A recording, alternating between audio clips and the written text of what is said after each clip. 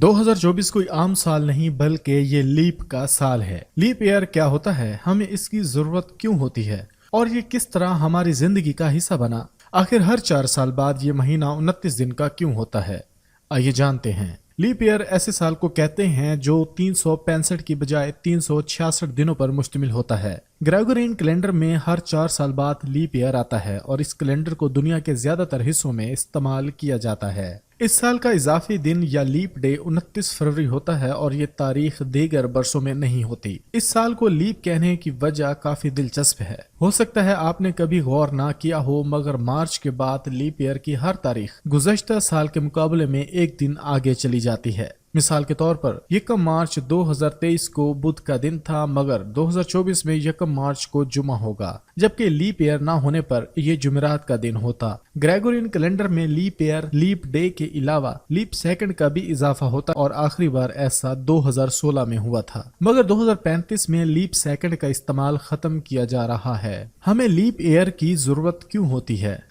बज़ाहिर तो एक इजाफी दिन का इजाफा मुज़क्का खेज लगता है, मगर लीप ईयर्स बहुत अहम होते हैं और इनके बगैर कैलेंडर में नजर आने वाले साल बतदरीज मुख्तलिफ नजर आने लगेंगे। ग्रेगोरियन कैलेंडर सूरज के गिर्द जमीन के मदार पर मबनी है और 365 दिन पर मुश्तमिल होता है, मगर ये एक शमसी साल से कुछ छोटा है। एक शमसी साल 365 दिन, 5 घंटे 48 मिनट और 56 सेकंड पर मुश्तमिल होता है। अगर इस फर्क का ख्याल ना रखा जाए तो हर गुजरते बरस के साथ ये वक्फा बढ़ता जाएगा और मौसमों का वक्त बदल जाएगा। मिसाल के तौर पर अगर लीप ईयर का इस्तेमाल रोक दिया जाए तो 700 बरस बाद शुमाली निस्फ करे या पाकिस्तान में मौसम गर्मा का आगाज जून की बजाय दिसंबर में होगा। लीप ईयर से इस मसले से बचने में मदद मिलती है क्योंकि साल में एक इजाफी दिन से 4 बरसों में आने वाले फर्क को दूर करने में मदद मिलती है, मगर यह सिस्टम मिसाली नहीं क्योंकि हर 4 साल बाद 44 मिनट इजाफी हो जाते हैं या 129 बरसों में पूरा एक दिन। यही वजह है कि हर सदी के इख्तितामी साल जैसे 2000 में लीप ईयर का इतलाक नहीं होता।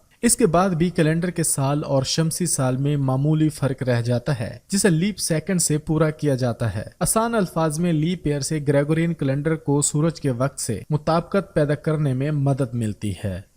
लीप ईयर की तारीख। लीप ईयर का ख्याल 45 कबल मसीह में रूमी शहनशाह जूलियस सीजर ने जूलियन कैलेंडर को मुतारिफ कराते हुए पेश किया। इस कैलेंडर में एक साल 365 दिनों और 12 महीनों पर मुश्तमिल था, जिसे ग्रेगोरियन कैलेंडर में भी बरकरार रखा गया।